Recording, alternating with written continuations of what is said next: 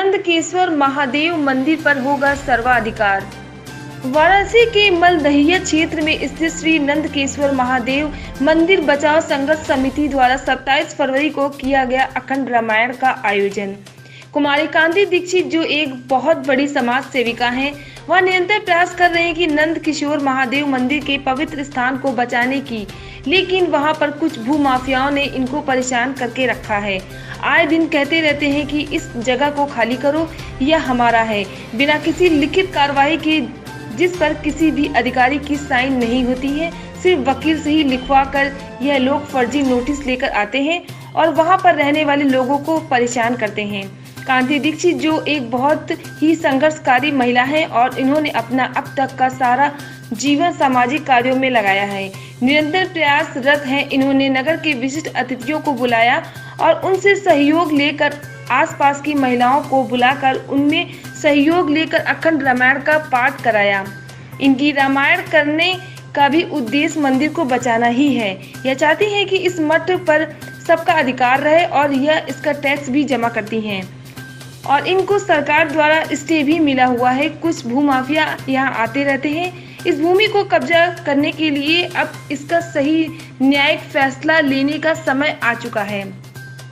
वहां के पंडित श्री राजेश जी से बातचीत करने पर पता चला कि यह मठ निरंजनी अखाड़ा का है और यह भू माफिया हम लोगों को नकली नोटिस दिखाकर इस जगह को खाली कराने के लिए कहते हैं और हमें पैसे भी लेने को कहते हैं। पंडित राजेश जी का कहना है कि इस मंदिर का हमारा पीढ़ियों से संबंध रहा है और हमारी पीढ़ियां इस मंदिर में पूजा करती आ रही हैं। किसी भी तरह हम इस मठ को बचाएंगे। इसके साथ हमने शशिकांत तिवारी जी से भी, जो मलदहिया सामाजिक संस्था को चलाते हैं, जैसे सफाई अभियान, पेड़ लगाना आदि, उन्होंने भी यही कहा है कि कुमारी कांति दीक्षित दिल से समाज की सेवा कर रही हैं और इन्होंने यहाँ पर इस मैदान पर कई गरीब लड़कियों की शादी भी कराई है और निःशुल्क सेवा प्रदान की है। इस क्रम में हमने तिलक राज कपूर जिसमें जो राष्ट्रपति पदक से सम्मानित हैं, उनसे भी बातचीत की और उनसे पता चला कि मठ पर सबका सर्वाधिकार है और किसी भी तरह हम इस लड़ाई को जीत कर ही रहेंगे। इन्होंने इंटरनेट मीडिया के माध्यम से अपनी बात को कहने की पूरी कोशिश की और सच के साथ हमेशा भगवान भी रहते हैं, ऐसा उनका विश्वास है। वाराणसी से रूबी गुप्ता की रिपोर्ट। मीडिया और मैं इसमें खड़ी हूँ परेड मोड़ पर और यहाँ एक बहुत बड़ा रामायण का उद्घाटन हुआ है। उद्घाटन क्या मतलब, यहाँ पर रामायण हुआ है। चलिए यहाँ पे जानते हैं किसी लक्ष्य में यहाँ पर रामायण बैठा हुआ है। इंट्रोडक्शन।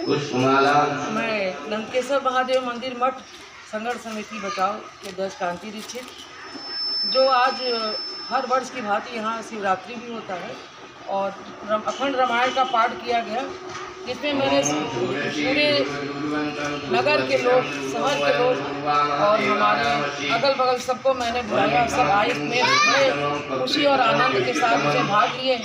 दूसरी चीज़, ये हमारे जो नंदकेश्वर बाबा हैं, इनका किसी ने उद्घाटन नहीं किया। ये आपकी बाबा है, आपकी बाबा और जो भी जिसकी इच्छा होती है पूरा करते हैं। लेकिन मैं इस मीडिया के द्वारा ये अनुरोध करना चाहती हूँ कि आज थोड़ी कुछ भू माफियाओं का इस पे नज़र पड़ गई है। मैं चाहती हूँ कि आपके द्वारा इसको दूर किया जाए और मंदिर को बचाना है और बचेगा, यही मेरी आपसे शुभकामना है।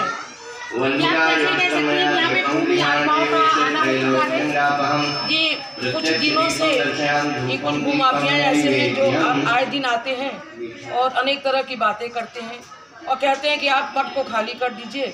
मैं इस मठ का मालिक रहूँगा, चूँकि मठ तो ये एक ट्रस्ट है जिसको विजयनगरम राजा ने दान में दिया था और आज उन्हीं के लिए जो दक्षिणामूर्ति मठ के हमारे स्वामी जी हैं, उन्होंने हम सभी लोगों को यहाँ बसा दिया और बड़े पुराने किराएदार हैं जो आज मेरे मम्मी पापा के जमाने से 5 पूर्व पंडित जी हमारे राजेश पांडे पंडित। तो हम यही आपसे चाहेंगे कि माफियाओं से आप इनको दूर भगाइए और मठ मंदिर आप बचाइए, मेरी यही आपसे कामना। जरूर बचेगा आपका मठ मंदिर, अगर आपकी अच्छी भक्ति है यहाँ पर तो जरूर आपका मठ मंदिर बचेगा। चलिए यहाँ के पंडित जी से बात करते हैं। किस पंडित जी, आप कुछ बताएंगे यहाँ के बारे में? पुजारी हमारी पीढ़ियाँ रही, पिताजी अब मैं हूँ। लेकिन यहाँ पर लोगों ने जो खेल खेला, मैं मंदिर ले लिया हूँ, मैं सब कुछ कर दिया हूँ और मंदिर के लिए एक पैसा वो लोग देते नहीं हैं। यहाँ किराएदार जितने हैं उन्हीं के सहयोग से ये सब मंदिर का जो राग भोग है, जो सजावट है, जो रामायण शिवरात्रि में जो भंडारा होता है, हम लोग सब मिल के इसका आयोजन जब चाहे मैंने मठ को दे दिया, आप खाली कर दो, क्या लोगे, कितना पैसा, सौदेबाजी करते हैं और खर्चा करते। यहाँ के कुछ कमरों को ताला भी मुझे मालिक द्वारा परमिशन मिला। मतलब कि यहाँ पे अभी तय नहीं है कि ये किसका मठ है? नहीं, मठ तो निरंजनी अखाड़ा का था, नाम दिया था सिंह गिरी जी महाराज उनको प्राप्त हुआ। उनके उत्तराधिकारी महेशानंद इस समय वर्तमान में पुण्यानंद जी के द्वारा ये उनको कहते हैं कि हमको ट्रांसफ़र किया गया, मुझे दे दिया गया और इसकी देख रेख मैं करूँगा, जो कि बिल्कुल ही गलत है। ट्रस्ट का न क्रय हो सकता है ना दिया जा सकता है, ये देव स्थान है। इसको इसी प्रकार से अदला बदली, क्रय विक्रय, लीज दान कुछ नहीं किया। अगर उनसे नहीं समझता तो हम लोग तो खुद ही किराएदार जितने यहाँ पर हैं पुराने सब के सब 50-51 साल की जो रसीदें भी हैं, अदालत में किराया भी जमा होता है, केस भी चल रहे हैं और फिर भी उसके बावजूद भी लोग निडरता देके आए दिन ही धमकाते रहते हैं। नोटिस पे नोटिस, अनलाइज नोटिस देते, अपने वकील से लिखवा के नोटिस भिजवा देंगे। अदालत के द्वारा कोई मुहर नहीं, कोई दस्तखत नहीं, उसके प्रमाण हमारे पास हैं। कहिए तो मैं अभी आपको दिखा दूँ। ठीक है, प्रमाण तो इससे बड़ा प्रमाण अब हमें क्या मिलेगा कि आप लोग यहाँ रामायण करा रहे हैं और ईश्वर के सामने खड़े होके सारी चीज़ों को बता रहे हैं, इससे बड़ा प्रमाण क्या होगा। चलिए यहाँ के सर से बात करते हैं। ये सर गिव योर इंट्रोडक्शन, अपना परिचय दीजिए। मैं शशिकांत तिवारी हूँ, इसी क्षेत्र का निवासी हूँ। मलदहिया सेवा दल बोलिए ना। और हमारी यहाँ सामाजिक संस्था मलदहिया सेवा दल चलती है, जिसके पार्ट हैं अदरापुल विकास संघर्ष समिति, पेड़ लगाना, गरीब बच्चों की शिक्षा की व्यवस्था करना, क्षेत्र में स्वच्छता के लिए आंदोलन चलाना। तो ये सब जितने सामाजिक सरोकारों से जुड़े हुए पहलू हैं, उन सब पे हम लोग समाज में ग्रास रूट लेवल पर संघर्ष करते हैं। उसमें एक कड़ी है ये श्री नंदकेश्वर मंदिर बचाओ संघर्ष समिति। इसके गठन का उद्देश्य ये था कि ये जो हमारी धार्मिक धरोहरें हैं, जो हमारी अति प्राचीन यह मंदिर है नंदकेश्वर महादेव, काशी खंड में भी इसका उल्लेख किया गया है। तो अभी हाल में उत्तर प्रदेश सरकार ने एक अलग मंत्रालय का निर्माण किया है, धर्मार्थ और संस्कृति कार्य मंत्रालय। माननीय नीलकंठ तिवारी जी जो स्थानीय विधायक भी हैं, मंत्री हैं, उनके नेतृत्व में काम भी चल रहा है कि जो पुरावशेष और बहुमूल्य कलाकृतियाँ पुराने धरोहर हैं, वो सरकार अपने अधीन में लेगी और उसका संरक्षण और सुरक्षा का काम वो देखेगी। हम लोग चाहते हैं कि इस मंदिर का भी सुरक्षा और संरक्षण का कार्य सरकार अपने अधीन में ले, ताकि जो माफिया या जो लोग हैं जो यहाँ कब्जा करना चाहते हैं, इन लोगों की जो साजिश है वो विफल हो जाएगी। इसलिए अभी हम लोगों ने कांति दीक्षित के नेतृत्व में अपने बाबूजी तिलकराज जी के दिशा निर्देशों पर चलकर यहाँ सामाजिक कार्य शुरू हम लोगों ने कर दिया है। किसी की शादी ब्याह हो, किसी का कोई भी धार्मिक आयोजन हो, तो यहाँ इस परिसर का उपयोग कर सकता है और यहाँ उसको सिर्फ साफ सफाई करनी है। यह पूर्णतः निःशुल्क गरीबों की शादी ब्याह और जो बाहर से यात्री आते हैं। अभी कोविड के दौरान हम लोगों ने यहाँ पर सामाजिक कार्य किया था और यहाँ खाद्य सामग्री इसी परिसर में बनाकर हम लोगों ने ज़रूरतमंदों को बांटा था। तो तमाम सामाजिक कार्यों को हम लोग यहाँ से संचालित करते हैं और चाहते हैं कि सरकार इसे अपने अधीन में ले। यह कार्य सरकार में काम आए, क्योंकि इसका कोई मालिक नहीं रहा। ये जिस ट्रस्ट का रहा वो लोग लेकर के विमूढ़ हो गए और इससे पहले कि इसको माफिया कब्जा करे, हमारा ये धरोहर हमारे हाथों से निकल जाए, इसके संरक्षण के लिए मैं सरकार से आप सोशल मीडिया और आप लोग के माध्यम से मांग करना चाहता हूँ। फिलहाल हम लोग संघर्ष कर रहे हैं और इसको बचाए रखने के लिए समिति का गठन किया गया है, जिसके संरक्षण के लिए हमारे बाबूजी हैं और मोहल्ले के तमाम वो गणमान्य लोग हैं जो चाहते हैं कि ये बचा रहे। ये हमारी संस्कृति है, ये बचा रहे। इसी से हमारा आगे अभी भी जो अखंड रामायण का पाठ अभी हुआ है, इसका भी उद्देश्य है कि जो धार्मिक वातावरण है बच्चों में, आगे आने वाली युवा पीढ़ी में वो जिंदा रहे, वो अपने धर्म संस्कृति से परिचित रहें, वो उसको भूल न जाए, क्योंकि उसी पर आगे आने वाले भारत का जो नया निर्माण है वो उसका आधार मात्र यही है। इसलिए हम लोग बहुत अच्छा लगा सर। चलिए इसके बारे में और जानकारी देते हैं। हमारे राष्ट्रपति पदक प्राप्त राज कपूर साहब थोड़ा सा उसे आज हम लोगों को बतलाने की कृपा करिए।